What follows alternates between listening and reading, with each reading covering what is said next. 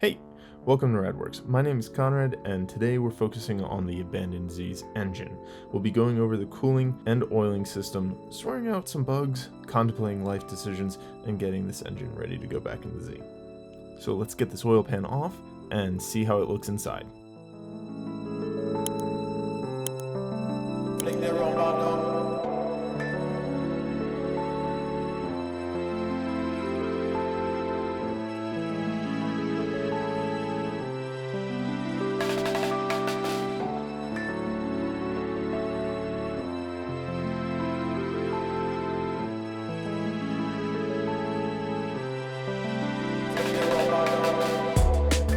Alright, diving into this sucker here. It looks pretty darn clean for a engine that hasn't been touched for 6 years. So, looking over everything, it looks really clean. You can see the APR hardware here, and I'm trying to show the forged pistons down here. You can see some sort of marking on the underside of the piston. I'm doing a tragic job of showing that here. So, yeah, everything looks good in here. I'm not gonna mess with it, so let's just go ahead and slap the oil pan back on and get moving. Alright, so we have a fresh layer of RTV already put down here, so it's gonna get some bolts in it, just snug it down a little bit and let it cure, and then we'll come back around and retorque everything.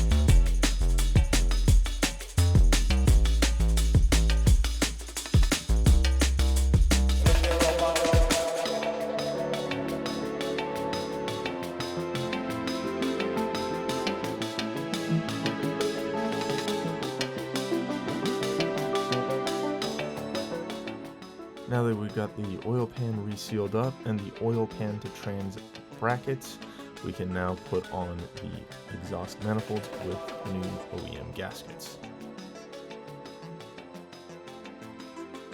Okay, so last episode we took and Cerakoted these AMS manifolds, so I wanted to come over here and show off that prep work is incredibly important when doing this stuff.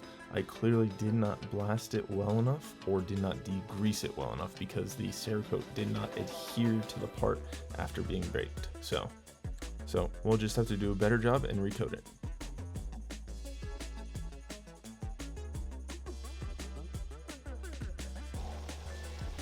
All right. So, next day, picking up where we left off. Got to finish up slapping this motor together to throw it in. I'm going to start off with clean off all of the accessories here and getting them ready to go back into the bay. So prep this stuff to go back in there so that can go back in there. I'm going to go ahead and clean that up. We'll just do a quick little... Alright, so you might be asking yourself, this makes no sense, why is it taking him so long to do anything on this motor? What is going on with this? One of the... ADHD is a problem. I'm a freaking mess. However, mud daubers are like the #1 source of something that lives rent-free in my head and absolutely murders me. I was about to go get this set up and squared away for going inside, and Hiya, Georgie. so this guy just freaking totally blocked off the entire coolant chamber. That's not out here, that's deep in here. So I decided to look by just chance on this one because I didn't have to do anything to it, and it's clogged. So I then have to take this back off, which actually, like, when it comes down to it, it's not that bad to do this one, but it's like this was full with mud daubers. This guy was full with mud daubers. There was mud daubers, yeah, there, and then on the end of this. Well, I guess I didn't clean that, so I have to clean that too. And then this guy right here was full. I literally just finished that one. It was solid, 100%. Like there was a break in the middle, but it was solid on both ends. And it's in that one. Literally, these guys, if you leave your motors out and aren't wrapped like that, their sole goal in life is to make you consider it's nutty, because they do it in coolant passages, they do it in oil passages, and when it happens in the oil passages, you just freak out because you don't want to disassemble the entire engine because sand literally just was deposited into your motor because of mud daubers. It's lovely. So that's my rant. I'm going to take this hose off, clean out this line and this line. Rant's over. Time to get to work. What the heck is going on with this engine? So I pulled this guy off. That looks a little suspect. What in swollen butthole is that? I am Cornholio. That's crazy. I need TP for my bunghole. Rusty RTV. That's wild. There is such a thing as too much RTV.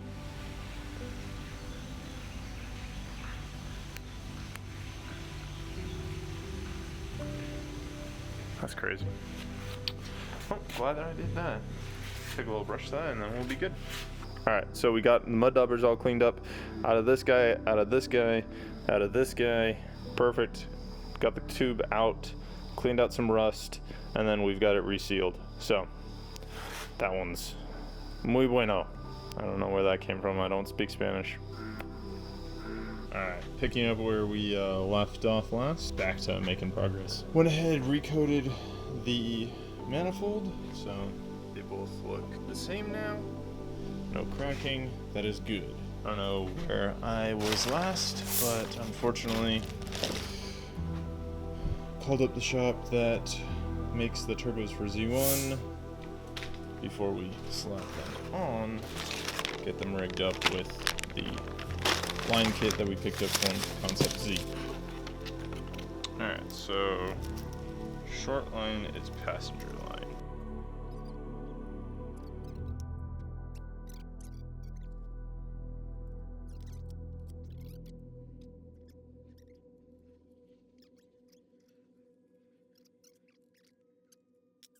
Next step is going to be find coolant lines. So I'm going to do that.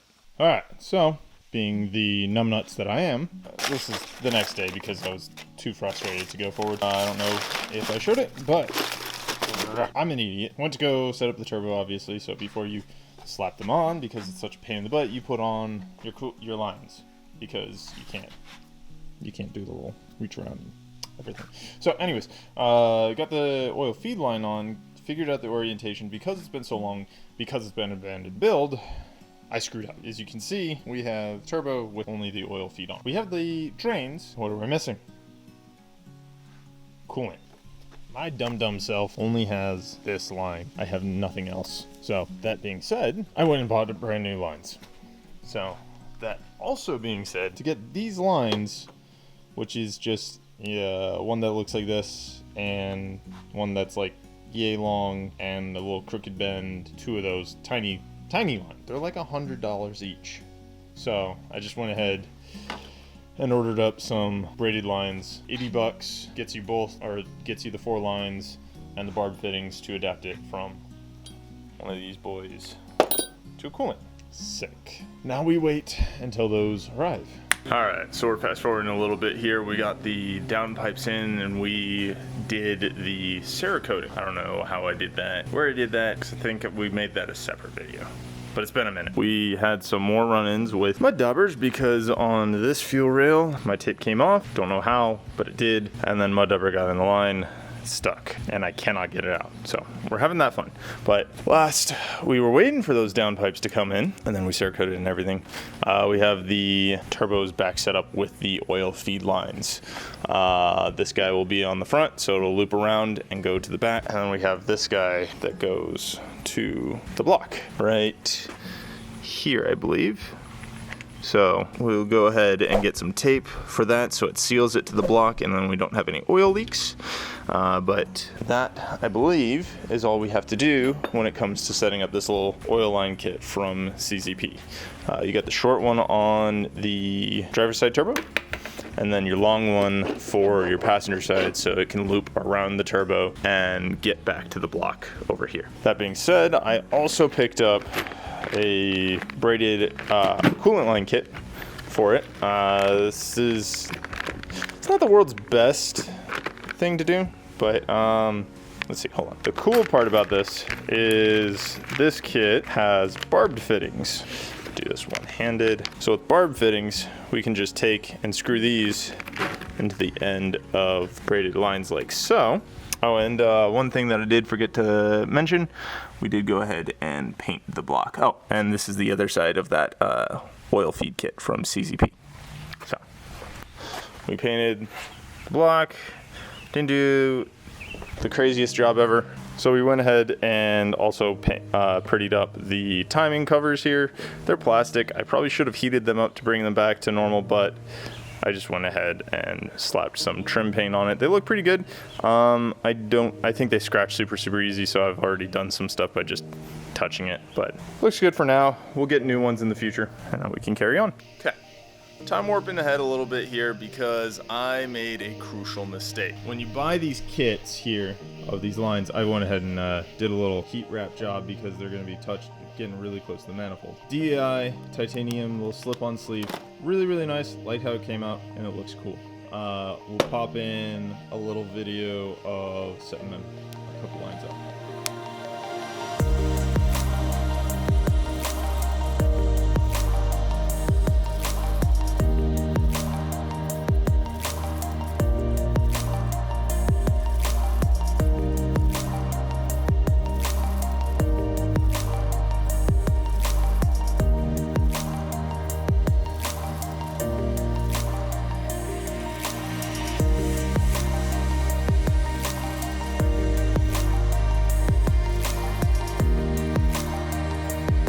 Now back to this. And so when you get these kits, you're dealing with a barb. It's not like an AN fitting or whatnot. So what you're working with stock setup that you need to change here is your heater core pipes. It pops the feed line right above the turbo. That is not ideal because you are dealing with 2 foot of hose. So you need to be able to hook up the feed all the way back up to the pipe.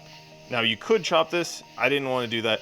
So instead, we just picked up the Polar Engineering heater core kit, and then this switches this to stainless instead of being steel, so no more corroding, and it's all good. It looks really nice. I'm pretty happy with this. It gives you a total of 8 barbs to fit, so you can do feed and return for both turbo, and you can do feed and return for wastegate. I'm not going to be using that. Wastegate is just internal, but if you go for like Polar's really nice Garrett system, you can do obviously external wastegate instead of internal stuff.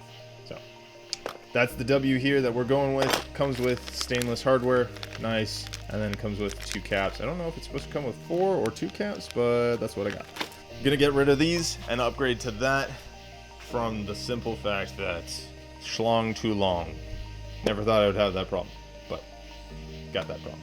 Now that we got the whole situation sorted with the heater cores and the coolant lines on the turbos, we can go ahead and just slap it together and prep it to go in on the car. Let's go ahead and get those fitted.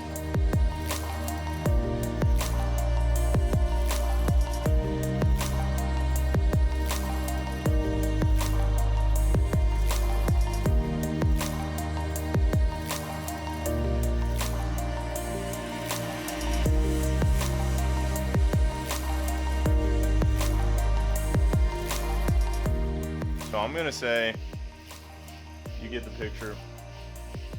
Snappy, other turbo's on.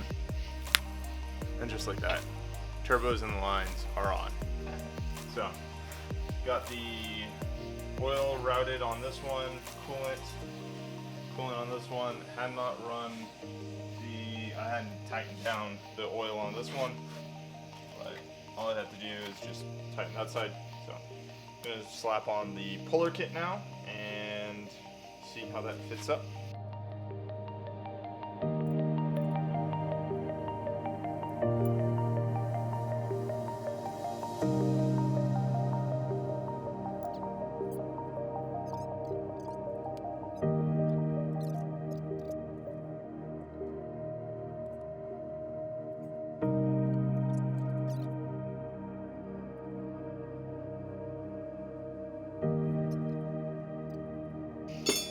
we got the RTV cleaned off, and then because it is stainless steel hardware that they have provided, we're going to use a little anti-seize on it.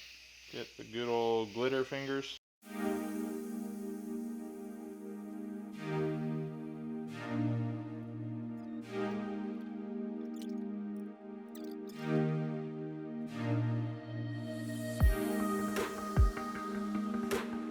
We're gonna let that set up, and then we will go ahead and finish tightening down once the RTV sets.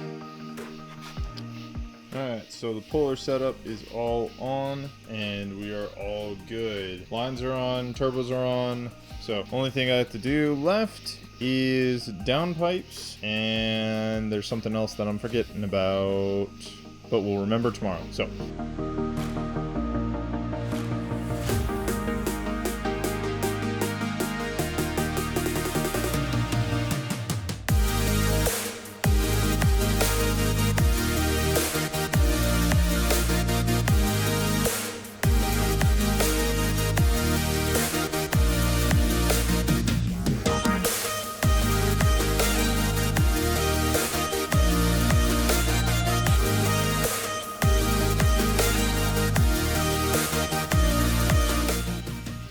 Wanted to jump in here. I was prepping up the downpipes to be installed. So we had the downpipes here, the AMS downpipes. I wanted to point out that you can't exactly use the OEM gaskets. I was going to do that, but here, hold on, let me show you. Okay, so on these AMS downpipes, they're obviously divided here. So on a normal OEM gasket, you cannot actually get around the divider here. These little hole provisions here to attach the divider between the main turbine housing and the wastegate. So obviously you cannot fit the divider and the OEM gasket on, as well as the there's a little notch here on the OEM gasket that would not fit, and it actually block flow on the AMS downpipe. So that's why you have to use the AMS gaskets on the AMS downpipes and not OEM. And just like that, downpipes are fitted, and we're good to go. So now all I have to do is run the lines up to the heater core stuff. We should be Gucci.